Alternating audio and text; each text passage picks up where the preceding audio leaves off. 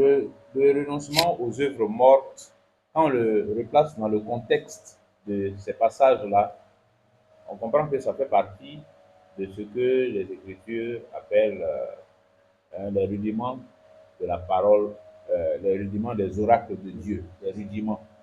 Et puis, on se souvient également que Paul euh, adresse aux frères ces paroles-là, toujours dans l'hypothèse que l'Épître aux Hébreux l'œuvre de Paul. Donc, le texte s'adresse aux frères sur la forme, sur le ton d'un reproche. Il y a beaucoup de choses à expliquer, mais c'est pas possible parce qu'ils sont devenus lents à comprendre. Eux qui, depuis longtemps, devraient être des maîtres. Et comme le frère l'a rappelé, euh, notre marche dans le Seigneur devrait être, c'est-à-dire la durée de notre présence dans la foi devrait être proportionnelle à notre niveau de connaissance des voies de Dieu et de pratique des voies de Dieu.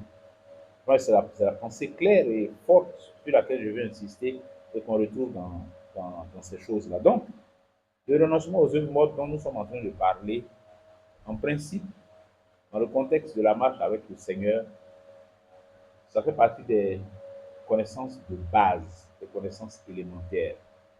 Et quand on ajoute à ça le principe de la proportionnalité entre notre durée de présence dans la foi et puis le niveau de connaissance et de croissance spirituelle qu'on devrait avoir, je pense qu'il faut que ça nous interpelle. Il faut que ça nous interpelle que moi, qui rends témoignage de mes 30 années et plus de marche dans le Seigneur, je veux dire, mon témoignage doit refléter ça. Mon témoignage doit refléter la vie de quelqu'un qui marche dans le Seigneur depuis 30 années, dans ces choses-là. C'est vrai que pour rester sur le renoncement aux œuvres mortes, comment dire, on, a, on, je veux dire, on ne finit pas avec de façon absolue. Mais le principe de proportionnalité, là, ça veut dire que moi, qui ai marché pendant un certain nombre d'années dans la foi en Jésus, mon rapport avec le renoncement aux œuvres mortes, là, ça ne peut pas être au même niveau que quelqu'un qui a une durée plus courte que la mienne dans la marche avec le Seigneur. Donc, je dis, là, j'adresse ça à chacun de nous. Il faut que nous mettions aussi dans les dispositions de sortir d'un schéma où on minimise le temps qu'on passe dans le Seigneur. On minimise les progrès qu'on est supposé avoir fait en rapport avec le temps que nous avons mis à marcher dans la foi. Si tant est que nous avons effectivement marché dans la foi comme le Seigneur le veut. Donc, il faut qu'on regarde ça. 1 an, 2 ans, 3 ans dans le Seigneur, ce n'est pas rien. 4 ans, 5 ans de marche en Christ dans la foi, ce n'est pas rien. Donc, il faut qu'on ait plus de considération pour le temps que le Seigneur nous donne l'occasion de passer avec lui dans la foi, dans notre marche en tant que chrétien, en tant que disciple de Christ. Il faut qu'on donne plus de valeur à ça, qu'on regarde comme quelque chose de précieux chaque instant, chaque semaine, chaque mois, chaque année que Dieu nous donne de parcourir avec lui. Comme le frère disait, il ne faut pas que notre témoignage et notre expérience de marche dans la foi à la fin d'une année se limite juste à des choses communes là, de Dieu m'a gardé, Dieu a fait ci, Dieu a fait ça, mais il faut que concrètement on développe cette habitude, cette attitude et cette capacité à mesurer nos progrès, à nous évaluer, à voir où on en est, à voir comment on a avancé, comment on a progressé.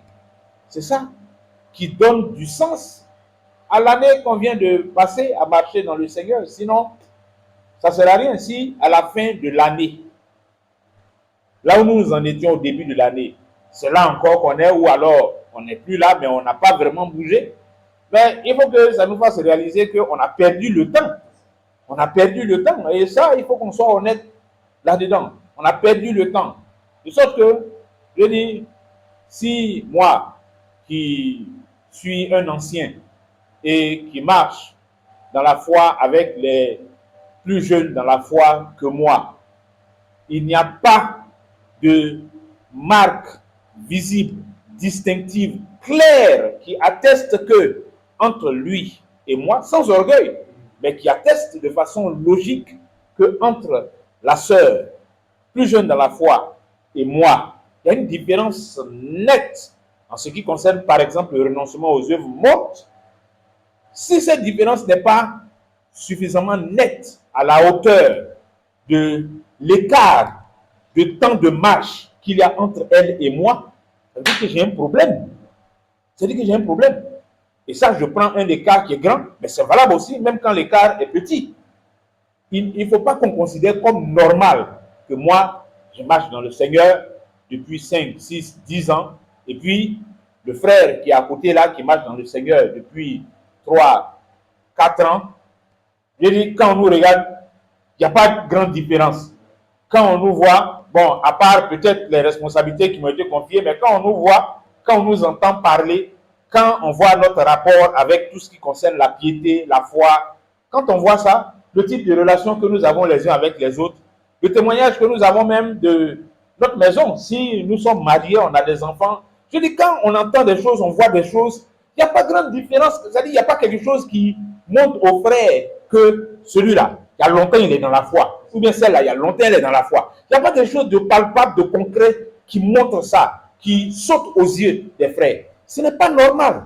Et il ne faut pas qu'on considère ces choses-là comme normales. Donc, quand nous parlons de renoncement aux œuvres mortes, il faut qu'on mette ça dans ce rapport-là. Il faut qu'on voit ça comme ça. Voilà. Afin que ça ait tout son sens et que chacun de nous puisse aborder ces choses-là à partir de son niveau.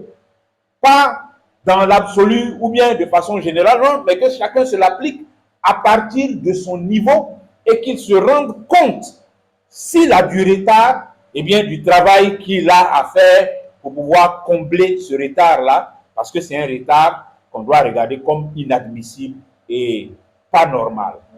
Amen. Amen.